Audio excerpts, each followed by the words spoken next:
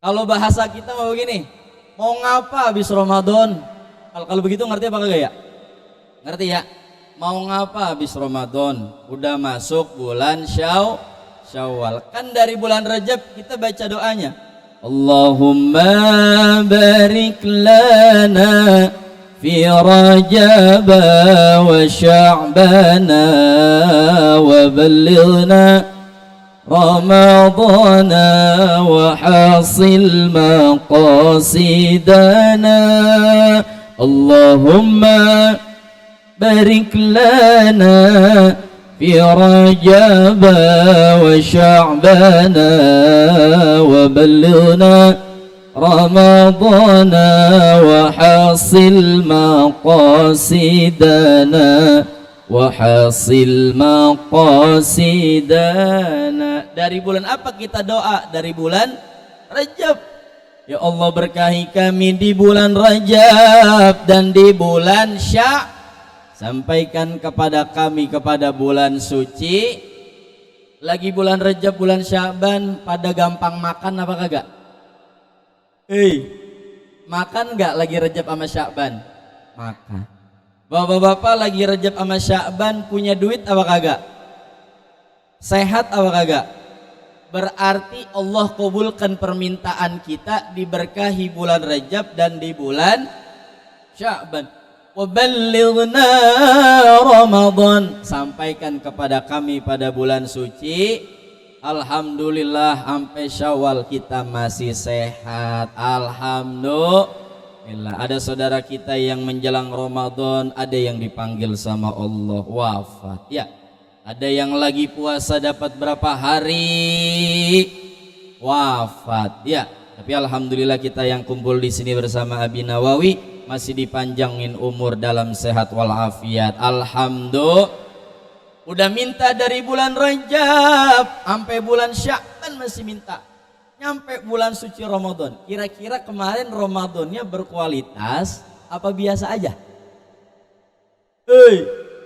Berkualitas apa biasa aja? Berkualitas apa biasa aja? Lumayan, dapat hari pertama sampai hari ketujuh, ya baca Quran agak ada berhentinya. Iya Pak ya? Dapat minggu kedua bagaimana? Oh terus, alhamdulillah. Harapannya begitu, yang kita minta kepada Allah Subhanahu wa taala dan dikabulkan dan diberikan, dititipin oleh Allah Subhanahu wa taala, dapat kita manfaatkan, dapat kita amalkan. Alhamdulillah. Makanya mumpung dikasih sehat, tadi kata Pak Camat, DBD-nya, penyakitnya lagi banyak, yang meriang, ya, yang flu batuk segala macamnya banyak. Tinggal kita nih ngejaga diri kita biar senantiasa dalam keadaan sehat walafiat. Makanya kata Nabi, ni'matani maghmunun fihima katsirum minan nas. Ada dua nikmat yang kebanyakan manusia lupa, manusia lalai kepada dua nikmat tersebut. Apa itu nikmatnya? As-sihhatu, sehat, wal afiat. Ibu-ibu kalau dikasih sehat enak apa enggak? Bapak-bapak kalau sehat enak gak kira-kira? Enak. Kalau orang sehat makannya terasa nikmat. Ya, biar kata kemarin buka puasanya cuma nama opor ayam rendang daging. Hah? Ya, bener gak kira-kira? Kalau orang sehat makannya nikmat. Kalau orang sehat tidurnya nyenyak. Kalau orang sehat ibadahnya kuat. Alhamdulillah. Coba dah lihat saudara-saudara kita yang lagi keadaannya sakit, ya, mau makan yang mahal rasanya pahit, mau makan yang paling enak rasanya beda sama ibu-ibu dari tadi gegares karena sehat. Alhamdulillah, ya. Di Nampan kosong bi. Itu penceramah kalau bisa ikan sepat, ikan gabus, lebih cepat, lebih, emang apa katanya, tangan kotor jangan lupa itu tanda cacingan, di dalam kolam banyak ikan. Yang ceramah jangan ngomong kepanjangan karena perut udah keroncongan, begitu katanya. Ya, mudah-mudahan panjang umur. Alhamdulillah. Ya udah, kalau sehat apa aja nikmat. Bener gak kira-kira? Enak disajiin, dikasih. Kemarin kan dapat THR sama lakinya 10 juta ya? Emang iya Pak? 10 juta kan Pak? Berapa juta kemarin? 15 no kata yang nyindir di belakang. Dikasih rizki dari Allah Subhanahu wa ta'ala, dititipin datu melalui suaminya. Kemudian dikelola dama istri yang salihah, dalam keadaan sehat walafiat, segala sesuatunya nikmat, alhamdulillah. Makannya nikmat, tidurnya nyenyak. Maka saudara-saudara kita yang lagi di rumah sakit mau tidur telentang salah, tidur miring salah, tengkurap salah. Ibu-ibu enak duduk di majelis taklim dikit-dikit tidur. Saudara, saya punya teman Bu, saya punya teman penyakitnya susah tidur. Jadi kalau mau tidur kudu dopingannya minum obat tidur. Kalau udah minum obat tidur enak dah tuh rasanya. Begitu modelnya. Tapi alhamdulillah ya Allah, bersyukur kepada Allah Subhanahu wa ta'ala, kita dititipin nikmat sehat oleh Allah Subhanahu wa ta'ala, sampai tidurnya kita pun nyenyak. Alhamdulillah. Siapa kemarin yang Ramadan kebanyakan tidur? Hah? Kan kata Abi Nawawi terakhir ngaji, naumus shaim ibadah. Tidurnya orang yang puasa ibadah. Gua demen nih kalau ngaji model begini. Begitu katanya. Tidurnya orang yang puasa ibadah. Habis nyediain sahur, makan sahur, sholat subuh, tadarus dikit, tidur. Bangun johor, sholat johor, habis sholat johor, tidur. Bangun asar, sholat asar, habis itu tidur. Bangun-bangun menjelang beduk maghrib. Ada yang begitu. Yang kudungannya warna apa? Naumus shaim ibadah. Maksudnya bagaimana? Kalau orang yang tidur aja nilainya ibadah, apalagi yang dia sholat duha, yang dia tadarus Al-Quran, yang dia senantiasa bakti sama orang tua, sama gurunya, itu juga bagian ibadah yang besar kepada Allah Subhanahu wa ta'ala. Emang tempat paling enak tidur kalau datang ke majelis Abi ngajar, yang belakang nyender, yang di belakang nyender. Emang benar kata baginda Nabi sallallahu alaihi wasallam, nazalat alaihimus sakinah. Emang di majelis taklim Allah turunin ketenangan.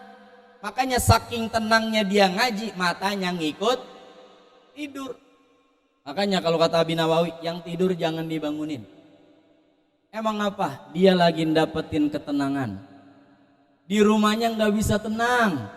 Orang perempuan sibuk sama cucunya, sibuk sama pekerjaannya, nggak dapat tidur. Emang enaknya tidur di majelis taklim. Alhamdulillah. Cuman jangan kebanyakan tidur, ngajinya ora dapet. Ya, nanti kelar lebaran. Makanya pertanyaannya, mau ngapa habis Ramadan? Kembali nanti mulai pengajian. Udah kelar Ramadan, didikan Ramadan sudah banyak kita dapatkan, kembali lagi menjalankan ibadah setelah bulan suci Ramadan. Insya Allah di Ramadan salat berjamaah, datang orang laki. Sebelum masuknya waktu, orang laki udah ada di masjid. Masuk bulan Syawal, bulan peningkatan ibadah, kira-kira bisa nggak ibadah Ramadan yang sudah kita lakukan tercermin kepada bulan-bulan berikutnya? Makanya disebutkan oleh ulama kita apa? Kun rabbaniyan wala takun ramadanian. Jadilah engkau hamba Allah yang rabbani, yang senantiasa menjalankan perintah Allah, meninggalkan larangan Allah, peduli kepada sesama, ikut ajaran baginda Nabi sallallahu alaihi wasallam. Kun rabbanian, waktunya jamaah ya jamaah, waktunya tadarus Quran kita baca, waktunya kita sedekah kita keluarkan, waktunya kita silaturahim kita lakukan. Alhamdulillah. Wala takun ramadanian, jangan jadi hamba Ramadan.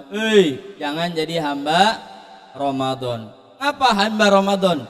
Kalau ke masjid nunggu datangnya bulan suci. Ada bapak-bapak yang begitu. Itu yang pecinya warna apa yang begitu? Ya, ke masjidnya kapan? Nunggu Ramadan. Baca Qur'annya kapan? Nunggu Ramadan. Ibu-ibu terakhir Al-Quran hari ini ada di mana? Al-Quran hari ini terakhir ada di mana ditaruhnya? Udah saya masukin ke lemari, saya rapiin cakep. Kapan dibaca lagi? Entah ketemu Ramadan tahun depan. Na'udzubillahimin. Berarti jadi hamba Ramadan. Sedekahnya nunggu Ramadan. Kenapa? Kalau di luar Ramadan banyak takutnya. Takut susah, takut kurang, takut segala macamnya. Padahal orang yang berinfak di jalan Allah Subhanahu wa taala, pastinya Allah akan gantikan jauh lebih banyak atas apa yang dikeluarkan. Alhamdulillah. Orang kalau sehat,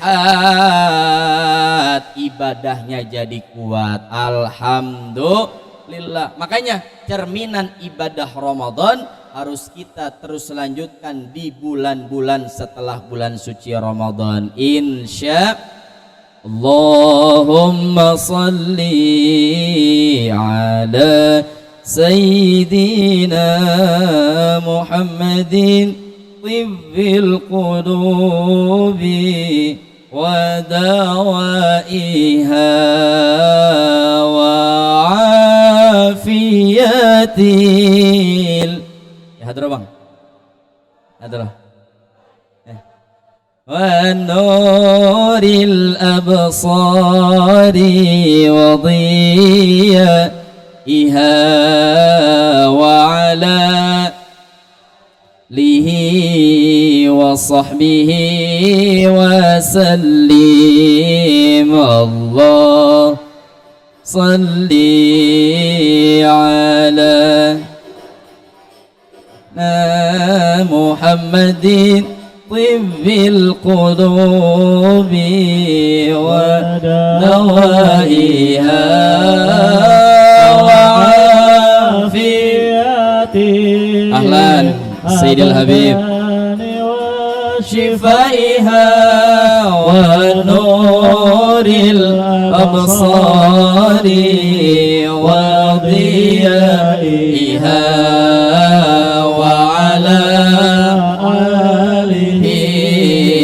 sahbihi wa sallim. Sallu ala Nabi Muhammad salli wa sallim wa barik alaih. Dua yang terakhir, setelah bulan suci Ramadan, biar semangat Idul Fitrinya di bulan Syawal terus kita kembangkan. Kemudian juga sinergi dan harmoni kepada sesama. Dua, yang pertama, perbaiki hubungan kita kepada Allah Subhanahu wa ta'ala. Yang kedua, perbaiki hubungan antar sesama manusia. Hubungan baik kepada Allah gimana? Dengan kita ibadah, menjalankan yang sudah Allah tetapkan bagian dari kewajiban kepada kita, harus kita tunaikan insya Allah dengan kekuatan yang Allah berikan kepada kita. Ibadah yang sudah Allah tetapkan, makanya bedain, ada kewajiban, ada tugas. Ada kewajiban, ada tugas. Kalau kewajiban nggak boleh digantiin sama yang lain. Kalau kewajiban nggak bisa diasistensikan kepada yang lain. Kalau tugas masih bisa digantiin sama orang lain. Contoh, ibu-ibu hari ini nggak bisa masak, palanya puyeng, badannya meriang. Ngomong sama lakinya, bang, hari ini nggak masak dulu ya, beli aja di warteg. Kata laki, iya Mbak Yono. Iya, kata lakinya, iya nggak apa-apa, emang badan lo kurang sehat. Boleh gak kira-kira? Oh ilah semangat banget. Boleh katanya. Kenapa? Boleh, tugas. Bener gak kira-kira? Boleh diasistensikan. Kemudian apalagi? Nyuci dah. Bang emang badan kurang tapi sehat, pakaian banyak banget, laundry aja ya. Kata lakinya, iya nggak apa-apa Neng, emang lo kurang sehat. Boleh gak kira-kira? Karena kenapa? Tugas. Bener gak kira-kira? Tapi kalau kewajiban gak bisa digantikan kepada yang lain. Sholat kewajiban, boleh gak diganti sama yang lain? Ngomong sama lakinya, bang emang badan kurang tapi enak, kayaknya orang bisa sembayang dah ini. Tolong apa sembayangin gua. Boleh apa kagak? Kagak boleh. Karena kenapa? Kewajiban gak bisa digantikan kepada yang lain. Kalau tugas boleh kalau tugas boleh diganti katanya. Kalau kewajiban boleh nggak? nggak boleh. Ya, hari ini malam ini bini lakinya minta ngosrek, mah ayo apa mah, begitu kita ibadah begitu. Anak kita baru 5 nambah 1 biar 6. Kata bininya, ya Allah bang lagi warak kuat, boleh nggak diganti nama yang lain? Kagak boleh. Kata lakinya, alhamdulillah itu mah. Kagak boleh, karena kenapa? Kewajiban harus ditunaikan kepada individualnya, akan tetapi tugas boleh diasistensikan kepada yang lain. Makanya mana yang bagian dari kewajiban, santri girang banget denger ya, kayak ngerti aja dia. Makanya mana yang bagian kewajiban kita, mana yang bagian tugas kita, kita jalankan sesuai porsinya. Alhamdulillah. Kemudian apa? Hubungan baik kita kepada sesama manusia. Kan Ramadan udah ngajarin banyak. Ramadan jadi hamba penyabar. Iya Pak ya. Di jalanan disenggol sama orang yang biasanya ngamuk-ngamuk. Ramadan. Kata ini soim, saya lagi puasa. Sabar. Orang segala sesuatu yang kurang enakin hati kita, masuk Ramadan lagi enak dia. Kenapa? Sabar. Ramadan jadi hamba penyabar kita. Jadi hamba penyayang Ramadan. Jadi hamba pemaaf, ya Pak ya. Jadi hamba penyantun, alhamdulillah. Makanya setelah bulan suci Ramadan, abaikan amaliyah kita, ibadah kepada Allah Subhanahu wa taala kembali kita hidupkan setelah bulan suci Ramadan. Pertanda kita berhasil dan kita menjadi hamba yang takwa kepada Allah Subhanahu wa taala. Alhamdulillah. Tadi udah dibacain sama qari'nya ciri orang yang bertakwa. Apa yang pertama? Alladzina yunfiquna fis sarra'i wad-dharra. Ciri hamba yang bertakwa. Ini ada nggak kira-kira di diri kita? Mudah-mudahan ada. Mudah-mudahan apa? Yang bertakwa, yang demen sedekah, yang demen infak dalam keadaan lapang maupun dalam keadaan sempit, dalam keadaan senang maupun dalam keadaan susah, dalam keadaan punya maupun dalam keadaan kekurangan. Orang yang takwa, lapang dia hatinya, gampang tangannya berinfak di jalan Allah Subhanahu wa taala. Kalau orang banyak duit berinfak udah jadi hal yang biasa ya. Tapi kalau orang yang lagi nggak punya, lagi orang kesempitan tapi masih demen, karena kenapa? Barokah dari ketakwaan seorang hamba kepada Allah Subhanahu wa taala itu menjadi hamba yang luar biasa. Mudah-mudahan cirinya ada di kita. Yang kedua, wal kaziminal ghaidha. Orang yang takwa senantiasa nahan amarah. Jadi orang jangan jadi tukang ngambek. Bininya siapa sih itu yang ngambek mulu? Ya, orang jalan-jalan ke sana dia orang diajak ngambek. Dia pergi ke sana orang diajak ngambek. Ya, datang ke pengajian temannya punya tas baru. Usil. Makanya kan buah dari Ramadan ya. Bener kayak kira-kira. Buah dari Ramadan nih makin bisa jaga ucapan. Insya Allah. Orang mau pergi mana kek? Nikmat orang lagi bagaimana kek? Tugas kita bersyukur kepada Allah. Kali-kali nanti kita dapat bahkan lebih dari dia. Alhamdulillah. Ustazahnya tasnya gede banget. Jamaahnya ngomong, itu kan boleh minjem sama mertuanya. Lah, jangan. Bagaimana tugas kita? Alhamdulillahirabbil, bukan jadi hamba yang tukang marah. Yang ketiga, wal afina anin nas, jadi hamba yang pemaaf. Mudah-mudahan cirinya ada di kita. Kalau bapak-bapak punya salah sama bininya, kira-kira pada minta maaf enggak? Kagak. Bininya siapa itu? Ibu-ibu kalau punya salah sama suami sama laki minta maaf enggak? Apa nungguin lebaran apa kalau salah? Nungguin lebaran katanya. Ya, makanya kan akhirnya banyak tuh di media sosial ya, ras terkuat di muka bumi lagi seneng-senengnya. Karena kenapa? Dia bakal minta maaf sama suaminya. Alhamdulillah. Ntar sore-sorean udah bikin salah lagi ya. Tapi alhamdulillah menjadi hamba yang pemaaf, dan tugas kita kalau kita salah kepada orang lain, tugas kita pula minta maaf dengan kesalahan yang sudah kita perbuat, agar kita menjadi hamba yang bertakwa kepada Allah Subhanahu wa taala. Setelah Ramadan ngajinya biar rajin ya, silaturahimnya biar rajin ya. Segala sesuatunya mudah-mudahan pertanda kebaikan Allah berikan kepada kita. Amin ya rabbal